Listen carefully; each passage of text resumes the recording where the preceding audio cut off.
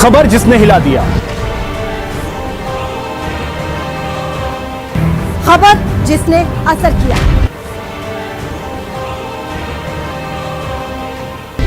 खबर तेरी मेरी इसकी उसकी नहीं, खबर जिसमें मैं नहीं हम हैं। खबर में दम है। स्वागत है आप सभी का। आपके साथ मैं हूं स्वप्निल। अगले आधे घंटे में हम बात करेंगे हर उस क्षेत्र की जिससे जुड़े हैं हम, कच्ची पगडंडियों की हलचलों से लेकर पक्की सियासत की गलियों तक। तो चलिए शुरू करते हैं। खबर में दम है।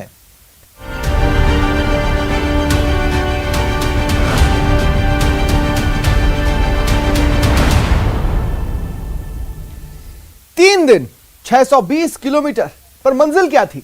जन आशीर्वाद यात्रा संपन्न हो गई है। सवाल यह है कि इसकी मंजिल पार्टी के लिए जन आशीर्वाद था या फिर भूपेंद्र सिंह यादव के लिए? कयास और अटकलों का बाजार गर्म है। सच्चाई क्या है, समझिए जन आशीर्वाद की इनसाइड स्टोरी।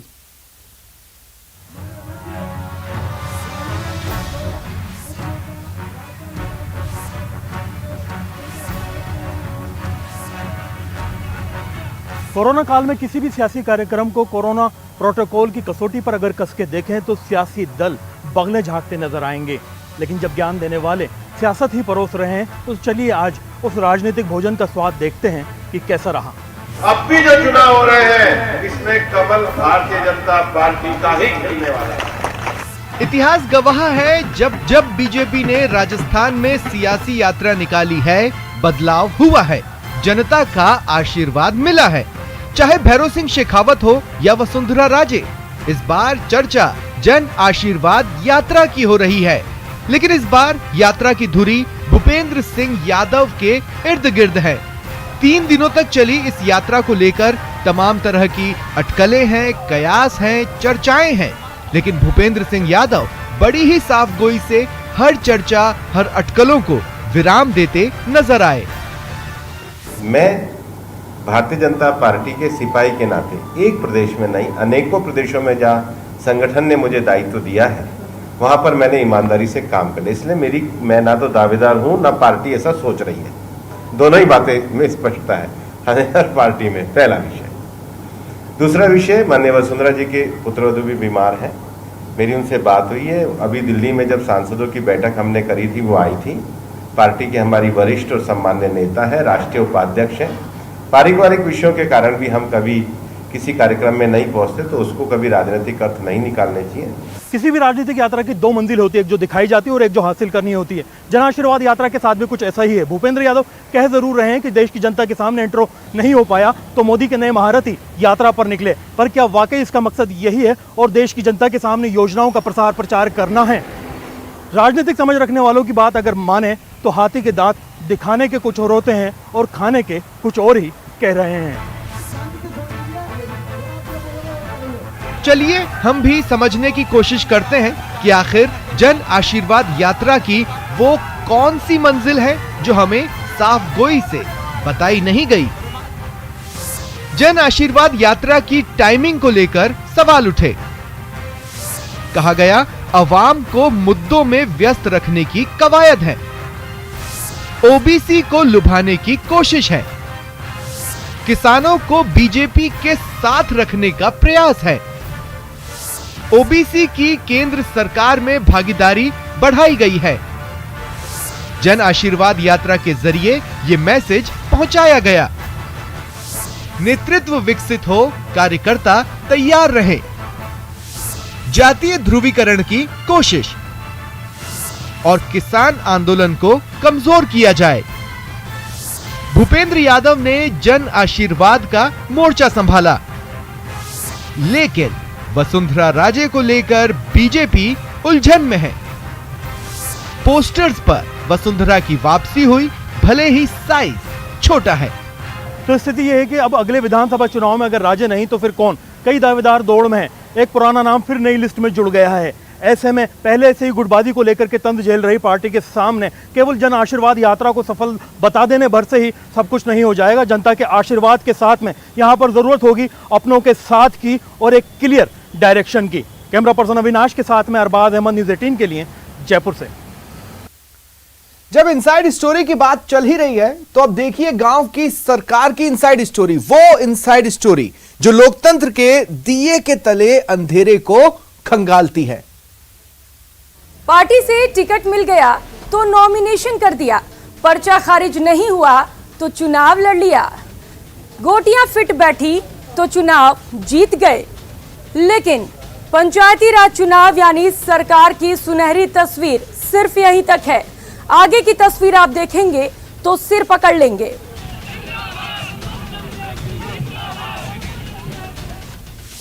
नेताजी का ज्ञान, हे भगवान। कहाँ का चुनाव लड़ रहे हो? पंचायत समिति सदस्य। पंचायत समिति सदस्य पंचायत समिति सदस्य का लड़ रहे हो? भारतीय जनता पार्टी। अच्छा, क्या क्या काम करोगे? जो पार्टी कराएगी वो करेंगे। विकास की संभालेंगे कमान, हे भगवान। पता नहीं है कहाँ का कांग्रेस। कौन पार्टी होगी ना? कांग्रेस पार्टी। कहाँ का चुनाव लड़ रहे हैं? पंचायत समिति सदस्य। पंचायत समिति। क्या क्या मुद्दे रहेंगे आपके? क्या क्या काम करोगे? विकास के सारे जो पंचायत में काम होंगे ना। ये चुप्पी, ये खामोशी और इसे चीर नेपथ्य से आती आवाज बता रही है कि भविष्य कितना उज्जवल है। और अब इसे चिढ़ाती एक हंसी भी सुन लीजिए।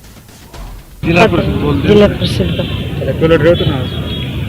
ये जवाब विकास कराओगे। जी हाँ, लोकतंत्र हंस रहा है। जो सत्ता की चाबी थामेंगे वो विकास पर लगे ताले को कैसे खोलेंगे, ये सवाल लोकतंत्र को गुदगुदा रहा है।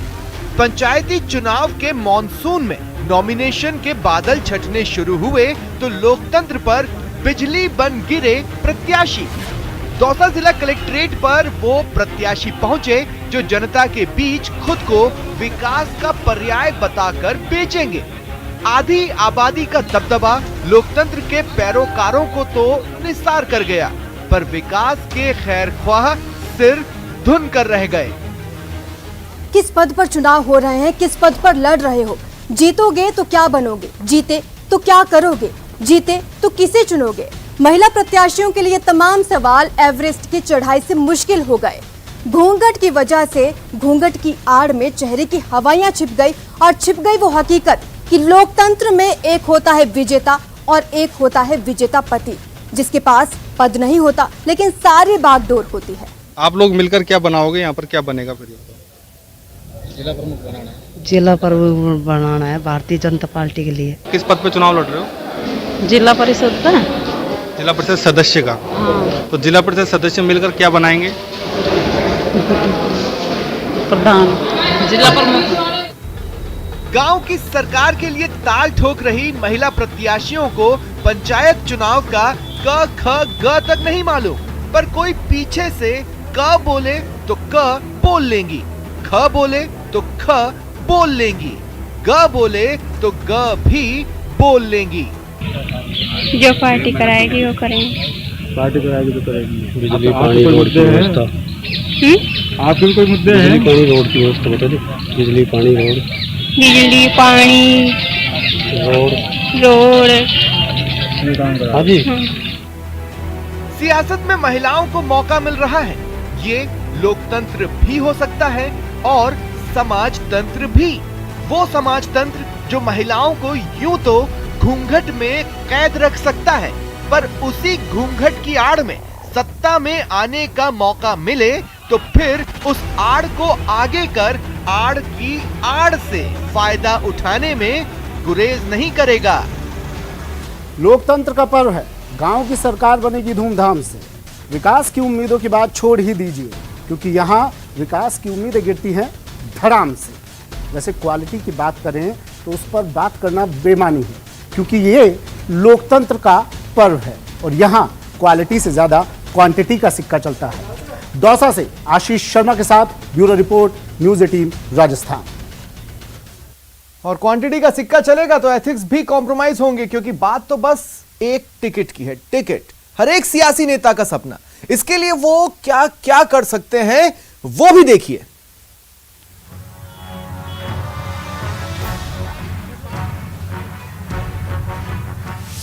कहीं किसी पार्टी का टिकट बिक गया, कहीं किसी पार्टी का सिंबल चोरी हो गया।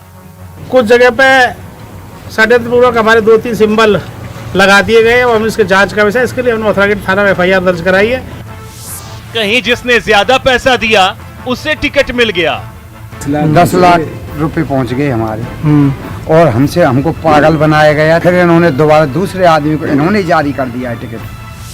टिकट के लिए साम दाम दंड भेद, टिकट के मारे नेता बेचारे। पर हमारे जो भी प्रभारी आते हैं वो पक्षपात कर लेते हैं। एक अनाथ 100 बीमार, या यूं कहें कि एक टिकट कई दावेदार। सियासी गलियारे में पहली सीढ़ी चढ़ने की ऐसी होड़ मची कि नियम कायदे सब ताक पर धरे रह गए। टिकटों के लिए साम दाम दंड भेद सब आजमाया गया। कहीं टिकट वितरण में धांधली के आरोप लगे, कहीं टिकटों की बोली लगी, तो कहीं पार्टी सिंबल चोरी होने का मामला दर्ज हुआ।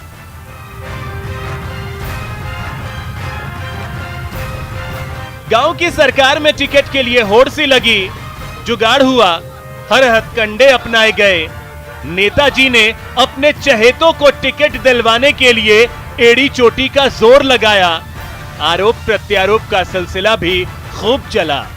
हद तो तब हो गई जब सिंबल चोरी तक का मुकदमा दर्ज हुआ। कांग्रेस पर भी आंच आई, धांधली और फर्जीवाड़े तक के आरोप लगे।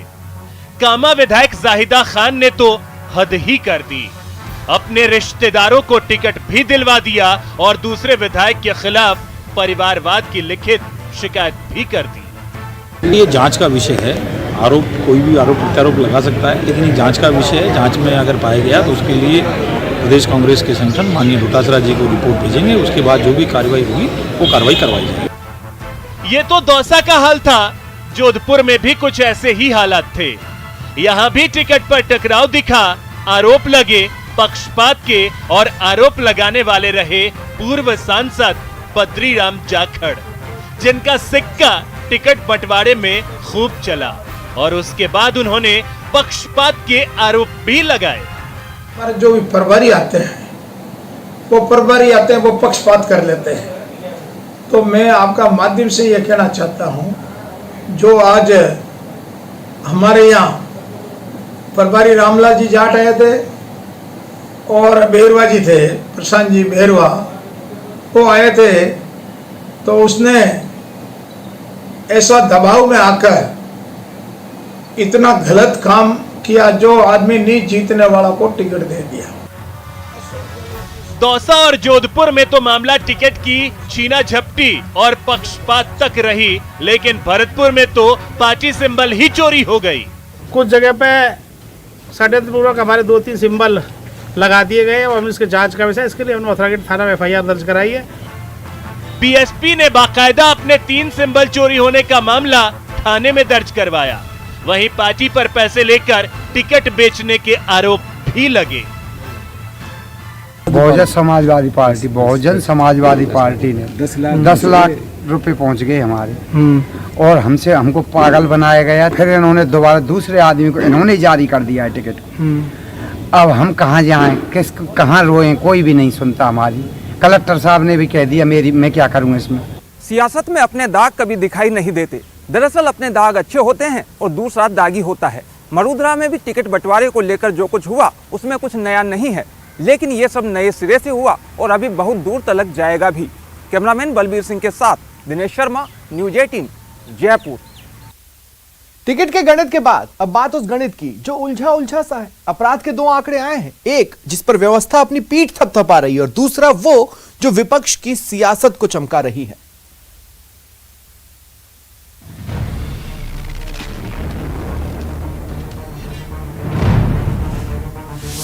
गुनाह पर कदर,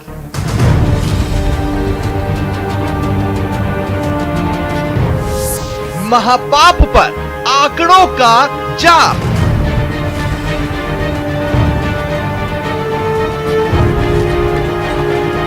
मैथ्स यानी गणित, जिसे भाषा का सबसे शुद्ध रूप कहा जाता है। जो है सामने है, जैसा है वैसा ही है, पर वो सियासत ही क्या जो गणित को उलझा न दे। आंकड़े हकीकत के आईना होते हैं और इन्हीं आंकड़ों की कसौटी पर मरूधरा की कानून व्यवस्था हिचको ले खा रही है। और मुंह चिढ़ा रही है उन्हें जिनकी जान, जिनकी इज्जत दांव पर है। ऑल इंडिया लेवल पर क्राइम अगेंस्ट वुमेन का जो पेंडिंग परसेंटेज है, ये पेंडिंग परसेंट हमारा केवल 9% है। आंकड़ों की भरमार है, छिपा लो जो छिपाना है, बता दो जो बताना है, बस मतलब सध जाए और क्या चाहिए। का ये भी फायदा हुआ है, जो ऑल इंडिया लेवल पर क्राइम अगेंस्ट वुमेन का जो पेंडिंग परसेंटेज है, जो इन्वेस्टिगेशन लंबित रहता है, वो 34% है। हमारे यहाँ क्योंकि एक स्पेशल यूनिट बनाई गई है हर एक ज़िले में, ये पेंडिंग परसेंट हमारा केवल 9% है। वो इस यूनिट का ही फ़ायदा है कि डिस्पोजल में गति आई है। इसके साथ साथ मैं आपको निवेदन करूं कि आपको ध्यान होगा कि राजस्थान में rate of conviction all India level जो है वो 23% है। केवल 23% ही कन्विक्शन रेट है क्राइम अगेंस्ट वुमेन में। हमारे यहाँ ये 45% है। इंडिया में 32,497 19 के हैं क्राइम इन इंडिया। 32,497 ये रेप के मामले झूठे पाए गए थे पूरे इंडिया में, जिनमें से 12,080 हमारे हैं। डीजीपी साहब बड़े अधिकारी हैं, आधिकारिक आंकड़े लेकर मीडिया के बीच आए और इन आधिकारिक आंकड़ों से बीजेपी का 36 का आंकड़ा हो गया। मैं सोचता हूं कि इन पिछले साल में जो महिलाओं के साथ जो घटनाएं घटी है, वो हिंदुस्तान में आपको नंबर 1 किस आधार पे दिया है? क्या वो आंकड़ा या तो केंद्र सरकार का गलत है, और मैंने जो फिगर आपको दिए हैं उसको आप झुठला सकते हो क्या?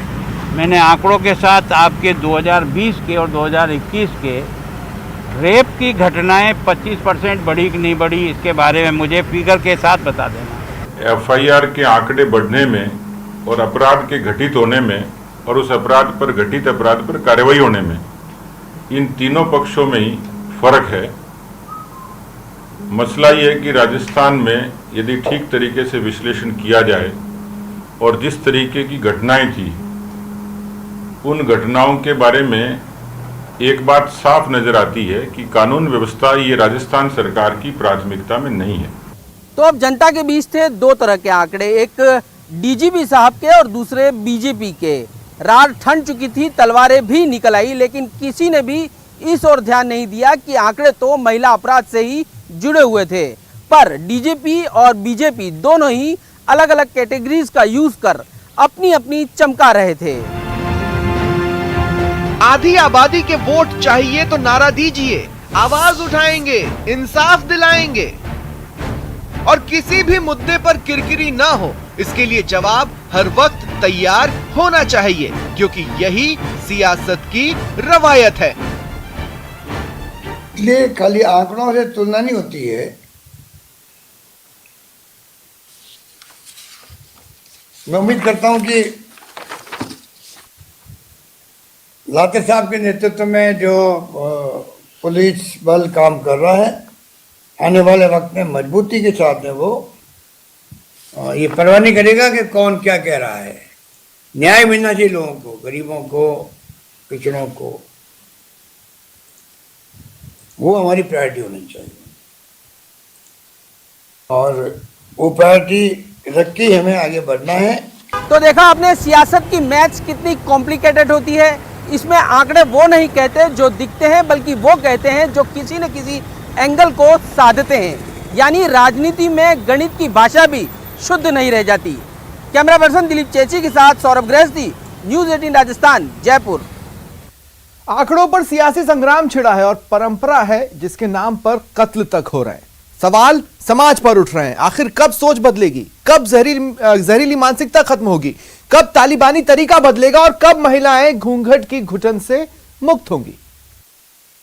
इस खबर को सुनने से पहले भूल जाइए कि देश में संविधान है। इस खबर को सुनने से पहले भूल जाइए कि देश में परंपरा नाम की चिड़िया भी चहचहाती है। और इस खबर को सुनने से पहले ये भी भूल जाइए कि महिला भी इंसान है, क्योंकि अगर परंपरा की किताब खुलेगी तो एक महिला की जिंदगी के पन्ने को नोच कर फाड़ कर फेंकने में शान समझा जाएगा।